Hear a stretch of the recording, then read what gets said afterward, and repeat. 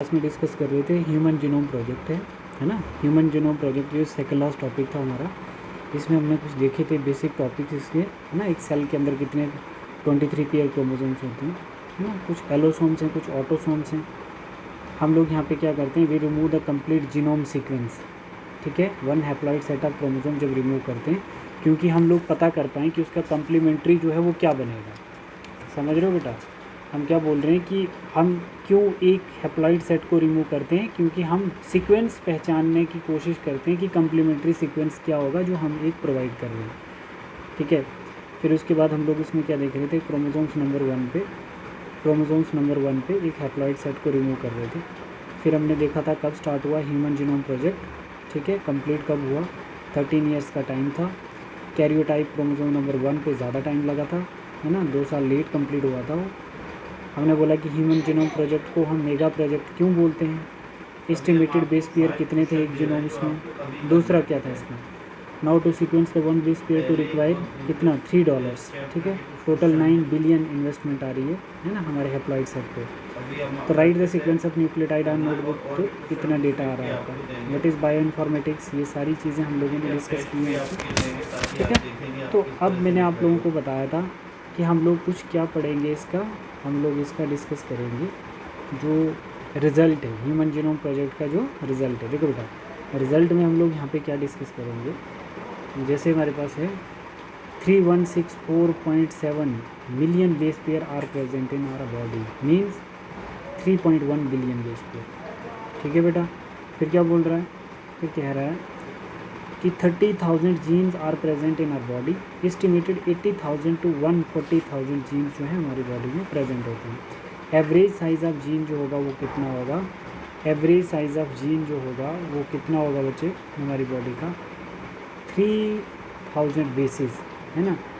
3000 basis, कितने basis होंगे एक जीन के ऊपर, 3000 बेसिस होंगे, मतलब 3000 बेसिस।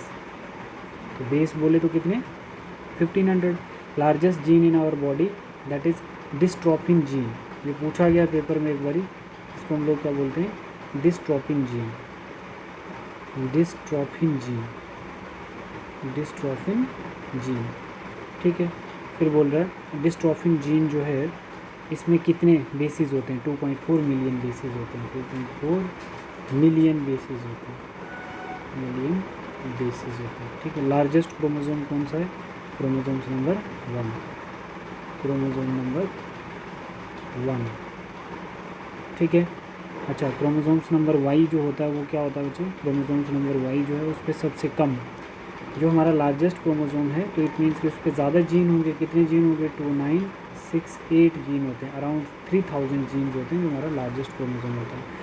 बोला क्रोमोसोम नंबर वाई जिसको होलेंट्रिक जीन भी बोला जाता है, स्मॉलेस्ट क्रोमोसोम, ठीक है। उस पर कितने जीन्स होते हैं, उस पर 231, कम से कम जीन्स होते हैं उस पर, ठीक है।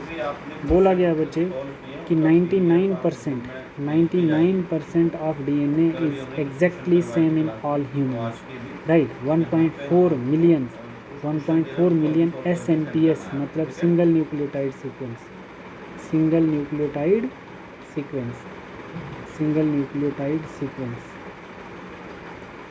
सिंगल न्यूक्लियोटाइड सीक्वेंस, है ना। 1.4 मिलियन सिंगल न्यूक्लियोटाइड सीक्वेंस होंगे। What is single nucleotide polymorphism, SNP की फुल फॉर्म है पॉलीमॉर्फिज्म।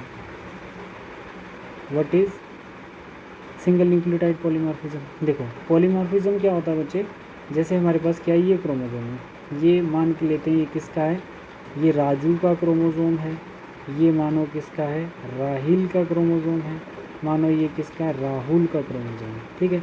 तो हम बोल रहे हैं कि देखो, हम बोल रहे हैं कि इन क्रोमोसोम्स की सेम पोजीशन पे, देखो इन क्रोमोसोम्स की सेम पोजीशन पे, सेम पोजीशन पे, ये सेम पोजीशन है, न्यूक्लियोटाइड सीक्वेंस इज डिफरेंट, इनकी सेम पोजीशन पे क्या है, न्यूक्लियोटाइड सीक्वेंस डिफरेंट है on the same locus of chromosomes.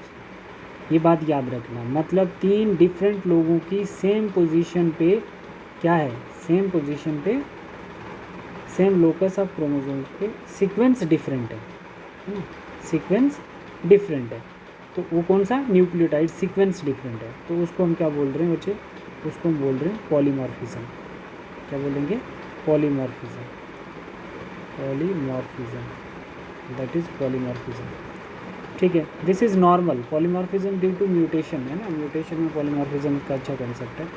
But अगर हम बात करें इन तीनों लोगों के, मानो जैसे ये क्या A T C C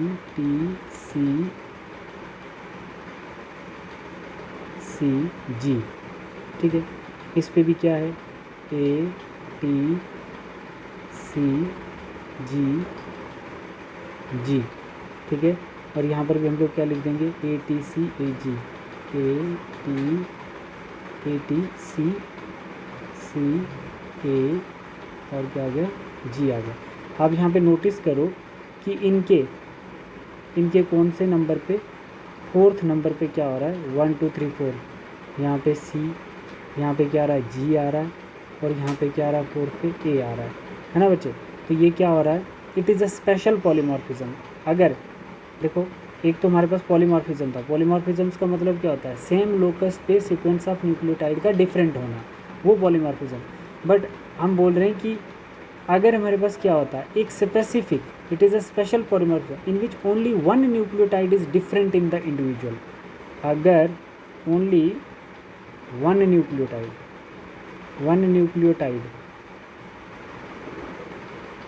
is different in the individual, is different in the individual,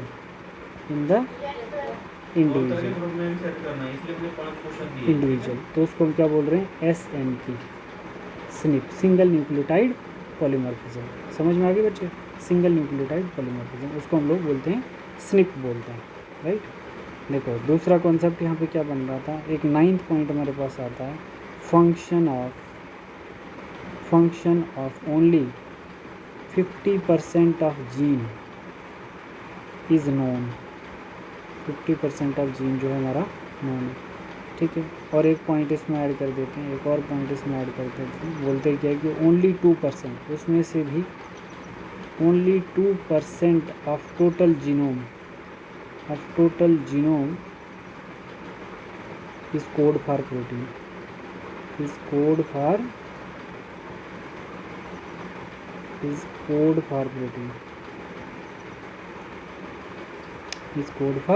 protein. समझ में आ रही है बच्चे, पूरे डीएनए में से सिर्फ 2% ही डीएनए होता है जो कोड करता है प्रोटीन को। यहाँ पे एक टॉपिक आपका आता है दैट इज रेपिटेटिव सीक्वेंस, जिसको हम लोग किस में देखेंगे, डीएनए फिंगरप्रिंटिंग में अच्छे से पढ़ेंगे। रेपिटेटिव सीक्वेंस क्या होता है, रेपिटेटिव सीक्वेंस का मतलब होता है बच्चे, रेपिटेटिव सीक्वेंस में हम लोग ये चीज़ देखते हैं, जैसे हमारे पास ये क्या आ गया, ये डीएनए आ गया, क्या आ गया डीएनए आ गया। अब देखो इसका ये कोडिंग पार्ट होगा, ये इसका कौन सा पार्ट है, ये इसका कोडिंग पार्ट होगा, ये बीच में क्या होगा जंक डीएनए होगा, ये कोडिंग पार्ट है, ये जंक डीएनए। देखो अब इस कोडिंग पार्ट पे इसने तो आगे क्या प्रोटीन कोड करना है, तो इस पार्ट को ना हम लोग क्या बोलते हैं, रेपिटेटिव सीक्वेंस कहते हैं। ये वाला पार्ट जो जंक पार्ट होता है उसको हम क्या बोलते हैं, रेपिटेटिव सीक्वेंस। इस पे कौन से सीक्वेंस, ATGC, मतलब यहाँ पे क्या ये सीक्वेंस कितनी बार रिपीट हो रही है, आपको मैं बता देता हूँ बच्चे। रेपिटेटिव सीक्वेंस जो होते हैं वो किस में होते हैं, वो जंक डीएनए में होते हैं, वो जंक डीएनए। देखो जंक डीएनए की क्या इंपॉर्टेंस है, repetitive sequence are present in junk DNA. मतलब जो ये रेपिटेशन होते हैं ना, ये जो रेपिटेशन जो है इज़ वेरी, ये वेरी करते हैं पर्सन टू पर्सन, है ना, which help to DNA fingerprinting. ये किस में हेल्प करते हैं, which help in DNA fingerprinting, ठीक है बच्चे।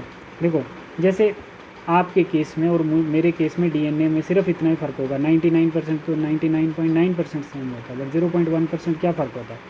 आपके अंदर मानो जैसे आपके अंदर ये 10 रेपिटेशन आ गई, है ना, ATGC की 10 रेपिटेशन आ गई, मेरे अंदर कितनी हो सकती है, 9 हो सकती हैं, किसी और में 6 हो सकती हैं, किसी और में 3 हो सकती है, मतलब सबकी सेम नहीं होती है। तो यही जेनेटिकली डिफरेंस होता है इसमें, ठीक है। थैंक यू बेटा, ये आपका टॉपिक ख़त्म हो गया, ठीक है। तो हम लोगों ने नेक्स्ट स्टार्ट करना है डीएनए फिंगरप्रिंटिंग। एलेक्स जॉफरी ने जो बोला है उसको हम लोग डिस्कस करेंगे नेक्स्ट क्लास में। Thank you.